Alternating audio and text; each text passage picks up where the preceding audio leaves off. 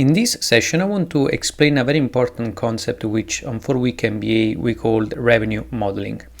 Now, the way we structure it, when I was thinking about how can we understand what's the revenue modeling behind the company, which is not about just the revenue streams. So how does the company make money? It goes behind.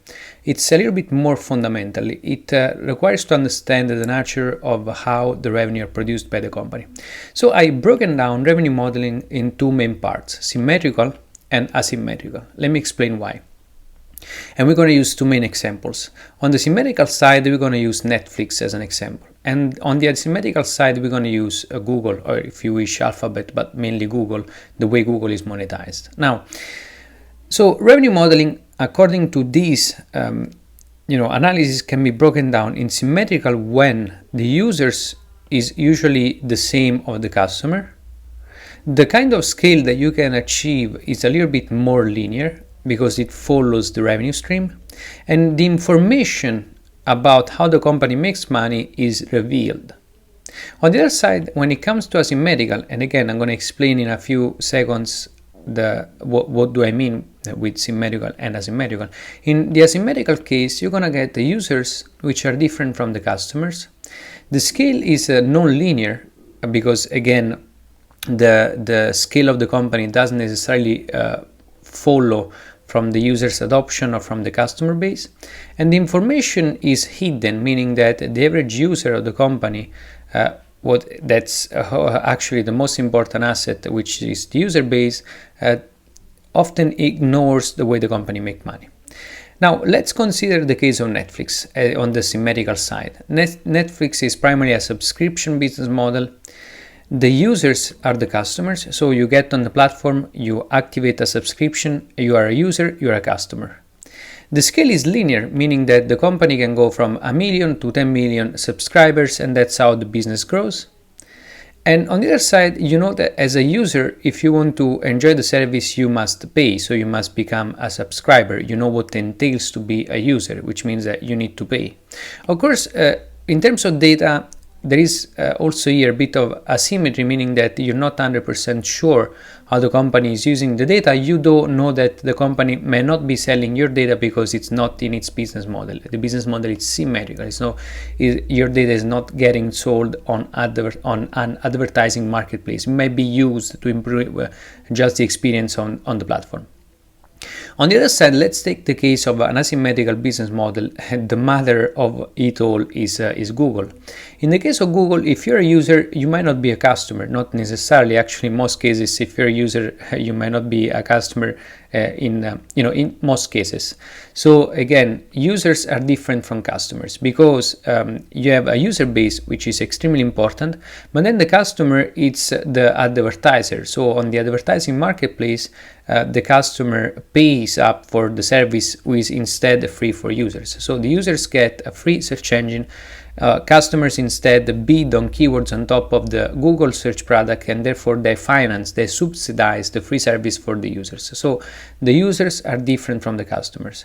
In terms of scale, the scale is non-linear, meaning that, of course, as the user base grows, the more interesting the marketplace is going to be for advertisers, and therefore the more the network effects can be triggered. But those are sort of two-sided network effects, because on the one side you have the growth of the user, on the other side you have the growth of the advertising marketplace. Now those two things might coincide, might be the same in some cases, but they also might not be. Take the case of the Google growth throughout the pandemic, where we had way more users joining, Google search from mobile devices, for instance. As more users joined and searched on Google through mobile devices, Google could not monetize directly this traffic. So it took the company more than a year to actually be able to understand how to monetize that traffic. So the growth in user base did not translate directly in a growth in customers or revenue in a linear way. That's why when I say that the scale is not linear, it's because when you have users which are different from customers, then you get an unlinear, non-linear scale model. And then information is hidden, meaning that if you're an average user, you ignore how the company is making money. Of course, you might click on paid advertising on top of the platform, but you might ignore as an average user that the revenue is getting made by selling, repackaging. Your data is getting repackaged, is getting sold on an advertising marketplace. You actually ignore that. You also don't care about that, because what you care about is a free service that works smoothly, and that's all you care as an average user.